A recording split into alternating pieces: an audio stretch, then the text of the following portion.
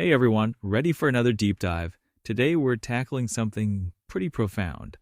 Carl Jung's mother archetype. Ooh, that's a good one. Yeah, we're using some excerpts that were given to us. They were originally in another language.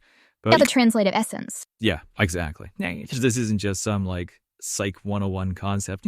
This is about an image, a powerful image that pops up everywhere. We're talking myths, religion. Even in your dreams. Yeah. So by the end of this deep dive, you'll understand yourself and the world around you a bit better. A bit better, for sure. So to kick things off, what exactly are we talking about when we say mother archetype? Well, it's not just about our own moms, right? It's bigger than that. Jung believed in this thing called the collective unconscious. It's like a wellspring of shared human experience. Well, yeah, we all tap into it. Okay. And within that, we find these universal primal images. He called them archetypes. And the mother archetype is one of the biggies. One of the most powerful, for sure. Especially early on in our lives, it shapes how we see the world. So how is it different from, our actual mothers? Think of it as a blueprint. It's the image of mother that exists in all of us, kind of pre-programmed, It's about our core needs, those things we're wired for from the get-go. Like needing to feel safe, cared for. Exactly, nurturing that sense of protection. Every culture on Earth has that. Jung argued it's because this mother archetype isn't personal, it's universal, an instinct driving us all. Like a base code. Yeah, you could say that. So even before we form relationships with our own mothers, this archetype is already influencing us. Think about it. A baby is born. What's the first thing they do? They seek that care, that feeling of being held. That's the archetype in act. Okay, I'm starting to get it. No. But this is where it gets really interesting and a little creepy. Because this archetype isn't all sunshine and roses, right? There's a dark side to it. Oh yeah, most definitely. You see, Jung was all about duality. Most concepts have two sides. Two sides to the same coin. Yeah, exactly. And the mother archetype is a perfect example. On one hand, you have the nurturing mother, warmth, support, growth. Picture it like those harvest goddesses, abundance, life-giving energy. But then there's the flip side. Oh, here comes the creepy part. Right, the shadow side. This is the devouring mother. She's all about control, possessiveness, even destructive forces. Whoa, okay, things just got dark. Think of those mythical monsters, Medusa, for example. Okay, I see it. That intense, overwhelming energy. Exactly. And Jung believed both of these sides, the nurturing and the devouring, are at play within us. Wow, that's intense. But I need a real-world example here. How does this duality actually show up in our lives? Dreams are a great place to look. Have you ever had a dream where you're embraced by a loving mother figure? Oh, yeah. Well, that could be tapping into the nurturing mother, that longing for safety and unconditional love. That makes sense. But then contrast that with a dream where you're being chased by some terrifying mom monster. Yeah, those are the worst. Right. And those dreams might be showing you that fear of being overwhelmed, controlled, stifled. The devouring mother in action, playing out those anxieties we might not even be consciously aware of. So even those weird dreams we have could be giving us clues about how this archetype is working in our subconscious. That's kind of mind-blowing. Our unconscious is a powerful thing. So what about when we're awake? How does this duality play out in our day-to-day lives? It affects us in so many ways, but it's especially potent for women.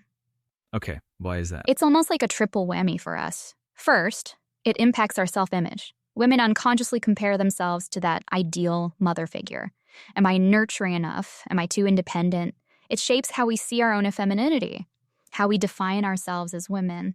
So we're measuring ourselves against this archetype, even if we don't realize it. And that can lead to some serious inner conflict. Then there's the impact on relationships, how we give and receive love, whether we become overly controlling or, the opposite. That duality again. Always. We could be acting out either side of the archetype without even knowing it. Wow, that's a lot to unpack. So that's self-image and relationships. What's the third part of this triple whammy? Creativity. This one's really cool. You see, Jung believed our unconscious was the source of all creative energy. Interesting. And because the mother archetype is so deeply rooted in the unconscious. Yes, it's right at the source. Exactly. So tapping into it could be a key to unlocking creative potential. Writers, artists, musicians, they're all drawing on that energy. That's a fascinating thought. I'm picturing all these great works of art inspired by this archetype. For our listeners out there, I'm curious. Does this resonate with you? Have you noticed these patterns in your own life, especially as women? Food for thought, for sure. You have given me a lot to think about. But it's not just about our personal lives, right? Yeah. You said this archetype influences some of our deepest beliefs and practices. You've even mentioned religion earlier. Right. It might seem like a leap, but the mother archetype shows up even in our spiritual lives, really. Really? How so? Well, you notice something interesting. Our desire for religious experience, that yearning for a connection with something greater than ourselves, often mirrors a child's need for its mother. It's like we're looking for that same sense of belonging, that unconditional love, but on a spiritual level. So even in religions where God is seen as a father figure, this mother archetype is still there, working behind the scenes. Absolutely. Think about the language we use. God as father is common, but we also talk about God's love, compassion, qualities we often associate with the mother. It's like the archetype transcends culture, doctrine, even specific religions. It speaks to something deeper within us. So is that why we see goddesses with motherly qualities across so many different cultures? It's definitely a big part of it, like Isis in ancient Egypt, often depicted as this loving mother protector, but also a source of magic and healing. Those nurturing aspects we talked about. Exactly. And it's not just goddesses. Think about rituals like baptism, okay? A symbolic rebirth, right? Echoing being born from the womb. Another link to the mother archetype. Whoa, I never thought about baptism like that before. It's like we're unconsciously seeking out that motherly energy, that sense of being cared for, even in our spiritual lives. Jung believed that those primal instincts are always there, just below the surface. That's a powerful connection. And it makes you wonder, how else is this archetype influencing us without us even realizing it? That's the fun part. It's like a treasure hunt, uncovering these hidden layers of meaning. You wouldn't even think about it unless you knew about this archetype. Exactly. You start seeing it everywhere. Oh, and you know what else the source mentioned? Church architecture. Some churches are built to resemble a womb, a place of safety and spiritual nourishment. It all ties back to that longing for the mother's protection. And speaking of layers of meaning, there's this amazing detail in Faust's final prayer. He's addressing the Virgin Mary, right?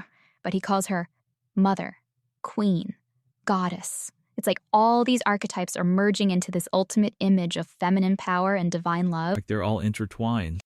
Exactly. It just shows you how deeply ingrained this archetype is in our expressions of spirituality. It's everywhere. So much good stuff. It is a lot to take in. But don't worry, listeners, we're not done yet.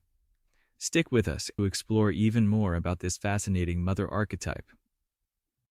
I don't know about you, but after that last segment, I'm seeing mother archetypes everywhere. I know, right? It's like you can't unsee it once you know what to look for. Totally. But before we get too carried away, let's get back to the source material. We were talking about how this archetype influences our views of God, but it sounds like Jung thought it went even deeper than that. He did. He believed that our very need for religious experience is tied to this archetype. Okay, I'm intrigued. How so? Think about it. When do people tend to turn inward, seeking comfort or meaning? Often it's during times of crisis, uncertainty. When things feel chaotic, yeah. Exactly. And what Jung argued is that during these times, our psychic energy, that libido we talked about, retracts from the external world. Like we're pulling back into ourselves.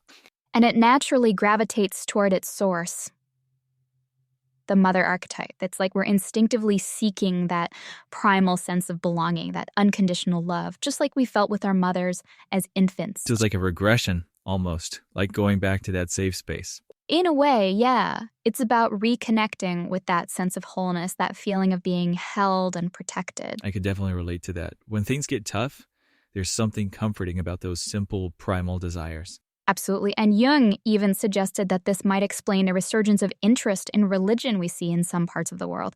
People are seeking solace, that sense of security. That makes a lot of sense. So if I'm understanding this correctly, even those of us who aren't traditionally religious might still be seeking out that mother archetype energy in other ways. Like that need is hardwired into us, regardless of our beliefs. So are you saying we're all subconsciously drawn to this archetype? To some degree, yeah. And the source material gives us some fascinating examples of how this manifests. The emphasis on goddesses with those motherly qualities, like Isis. Who we talked about earlier. Right. The rituals like baptism, representing that symbolic rebirth. And even the architecture of some churches, being built to resemble a womb. Exactly. It all points back to that deep connection between the mother archetype and our need for spiritual fulfillment. It's like we're looking for that same kind of unconditional love and acceptance we received from our mothers, but on a grander scale. You got it. That longing for a connection with something bigger than ourselves often has roots in that early mother-child bond. Wow, it's amazing how these things are all tied together. But I do remember the source material also mentioning a bit of a warning about getting too caught up in this archetype. Jung was very clear about that. It's like anything else. Too much of a good thing can become problematic. So what was his concern? He cautioned against regressing too far into that childlike state. Remember, the ultimate goal is individuation, becoming a fully realized, independent self. Right, we talked about that earlier. So while the mother archetype can provide comfort and a sense of security, Jung argued that we need to be careful not to let it stifle our growth. So it's about finding that balance. Exactly. Embracing the nurturing, positive aspects is great, but we also have to cultivate self-reliance, that ability to stand on our own 2 feet. Otherwise, we risk getting stuck in that dependent, childlike state. We need to move beyond just seeking that external source of comfort and tap into our own inner strength. I'm starting to see how this ties into the whole idea of the shadow self, that darker side we've been dancing around. Yes, that's where the devouring mother comes in, the shadow side of this archetype. Okay, let's talk about her. I have to admit, I'm a little intimidated, but also fascinated by this whole concept.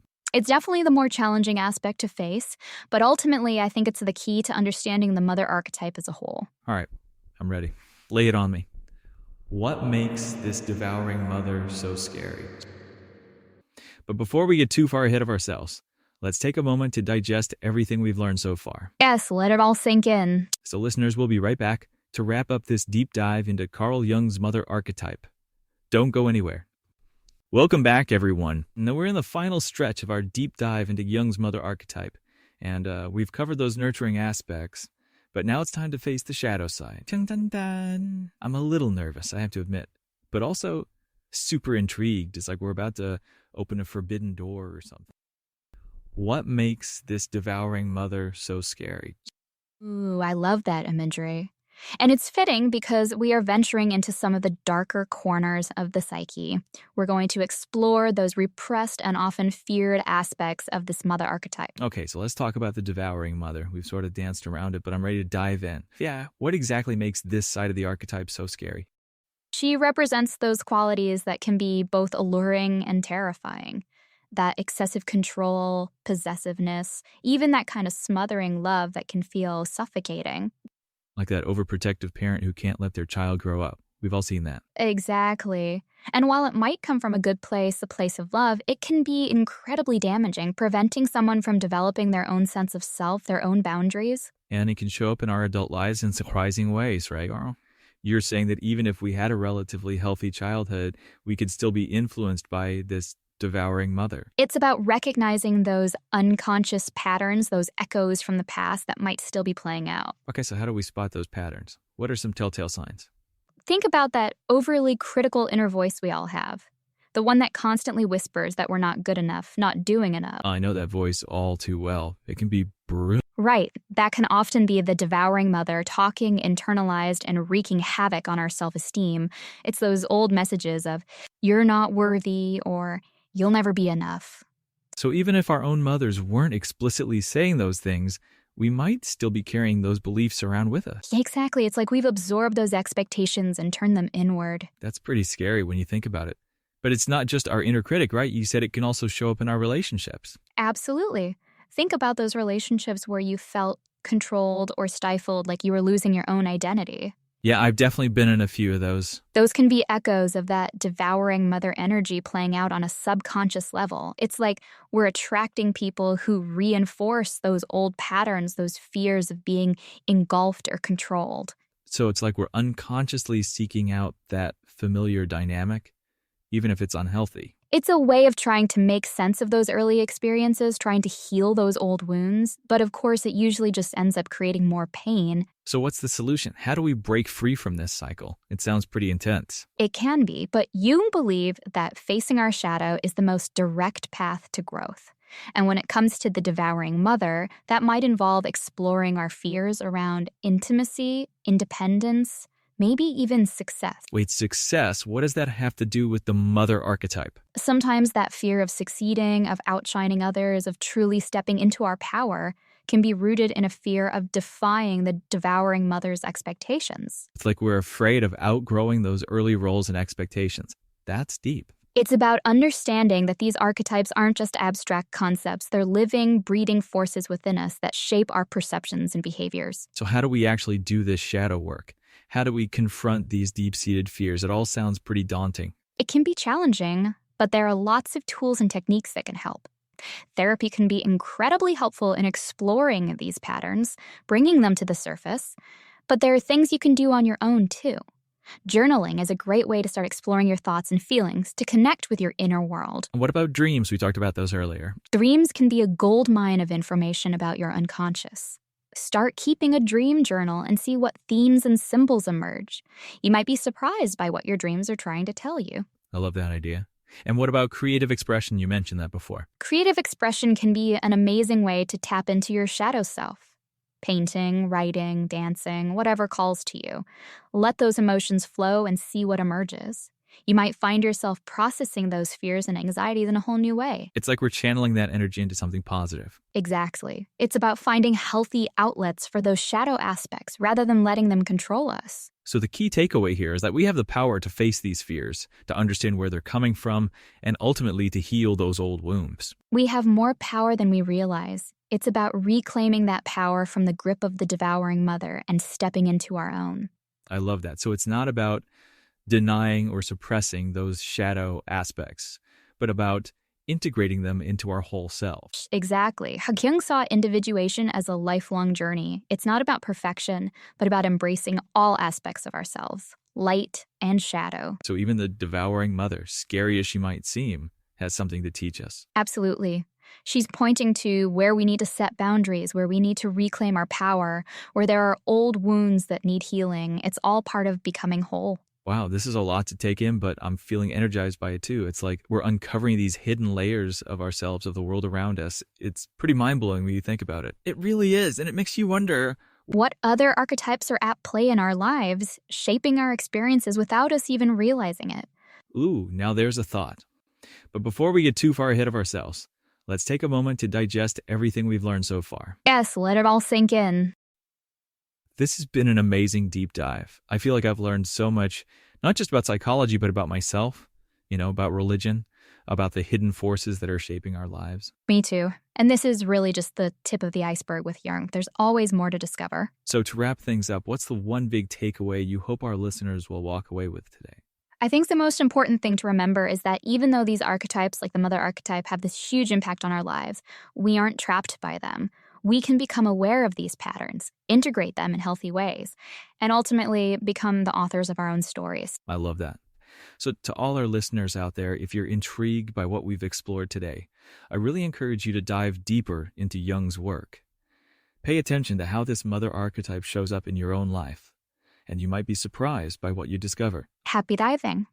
And as always, thanks for joining us on the deep dive. Subscribe to Jung's Daily Wisdom with Cecilia.